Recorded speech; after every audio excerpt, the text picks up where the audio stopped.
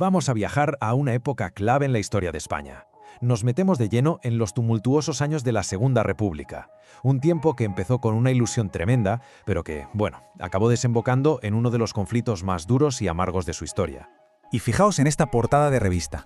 Es que es increíblemente potente. Lo resume todo a la perfección. Una nación entera frente a un futuro que es, literalmente, un interrogante gigante. Y a los lados, ¿qué vemos? 2 pistolas. No podía ser más premonitorio. Desde luego, esto ya nos pone sobre la pista de lo que venía.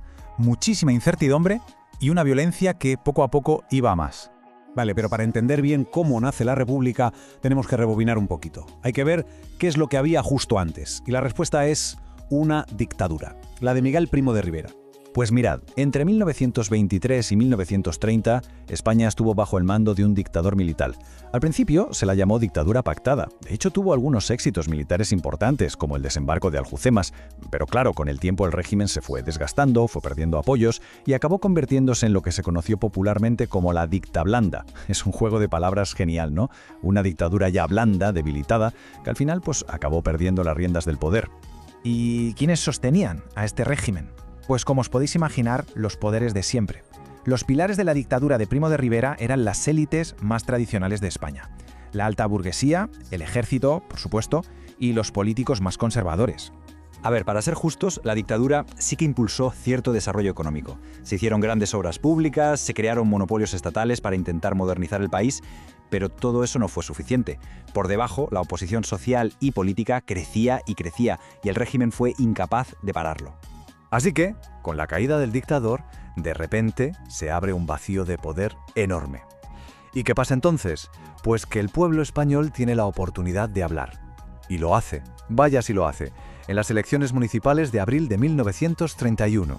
Y mirad este mapa, es que es súper revelador del vuelco que se produjo. Nos muestra la victoria aplastante, pero aplastante, de los partidos republicanos y socialistas. Lo más interesante es el contraste. Fijaos, los monárquicos aguantan en las zonas rurales, más tradicionales, pero en las ciudades, en los grandes núcleos de población y en los centros industriales, ahí la victoria republicana fue abrumadora. La gente pedía un cambio. Y la reacción fue inmediata. Solo 2 días después, el 14 de abril, la alegría simplemente estalló en las calles. Eran multitudes y multitudes de gente celebrando, ondeando la nueva bandera tricolor, la republicana. Se proclamaba la Segunda República Española. De verdad, tuvo que ser un momento de un optimismo increíble, de sentir que por fin llegaba un futuro democrático. Y los periódicos de la época, claro, lo reflejaban a la perfección. Los titulares eran ¡buah! Espectaculares. ¡Viva la República Española! España dueña de sus destinos. Se hablaba de un nuevo régimen que llegaba puro e inmaculado, sin traer sangre ni lágrimas. Se percibía como una transición totalmente pacífica, un nuevo amanecer para el país. Vale, ya tenemos república. ¿Y ahora qué? Pues lo primero y más urgente era darle una base legal a todo esto. Había que construir, desde cero, el marco legal para esa nueva España. Y de ahí salió la Constitución de 1931. Y ojo, porque para la época era un documento súper progresista. Sentó las bases para un Estado que pretendía ser laico, plenamente democrático y, muy importante, descentralizado. ¿Y qué decía esta Constitución? Pues introdujo reformas de un calado tremendo. Hablamos de separación de poderes real, de la confesionalidad del Estado, o sea, separar Iglesia y Estado, y de garantizar un montón de derechos y libertades individuales. Y por supuesto, algo absolutamente fundamental, el sufragio universal, que por primera vez incluía a las mujeres. Además, abría la puerta a la creación de gobiernos autónomos.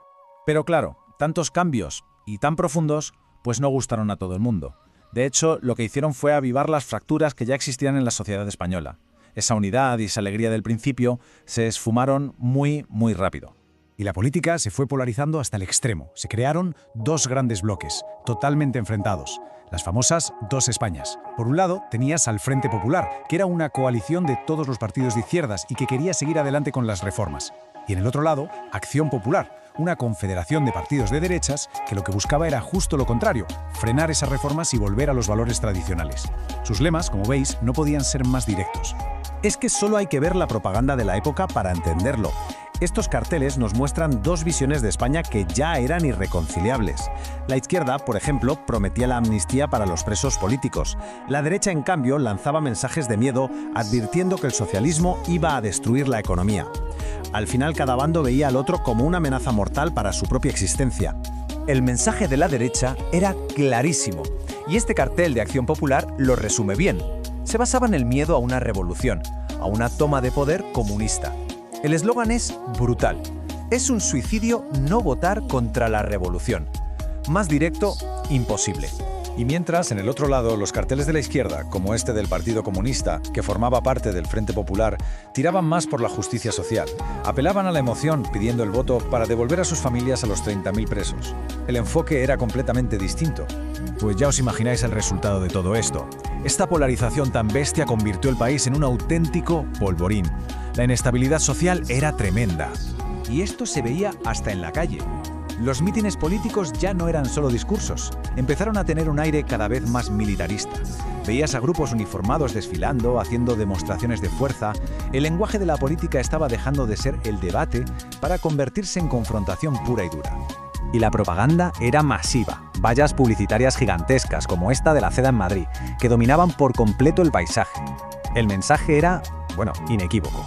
Dadme la mayoría absoluta y os daré una España grande. Ya no se trataba de una simple elección. Esto se había convertido en una batalla a todo o nada, por el control, por el alma del país. Y entonces llegaron las elecciones de febrero de 1936. Ganó el Frente Popular, pero por muy poquito, por un margen muy estrecho. Y ese fue el detonante final, la chispa que encendió la mecha. Para los sectores que se negaban a aceptar ese resultado, esto fue la gota que colmó el vaso. A partir de ese momento, la situación se descontrola. La inestabilidad social es total. Pero lo más peligroso estaba ocurriendo en la sombra, entre bastidores. Se estaba gestando una conspiración militar en toda regla para acabar con la República. El gobierno lo sabía e intentó reaccionar, dispersando a los generales más sospechosos a destinos lejanos, pero ya era demasiado tarde. Así que la pregunta era inevitable. Con el país completamente fracturado, dividido en dos bandos irreconciliables y con parte del ejército conspirando abiertamente, ¿cuánto tiempo podía aguantar la República? El escenario estaba ya montado para la tragedia. Una tragedia que, como sabemos, iba a sumir a España en una terrible guerra civil.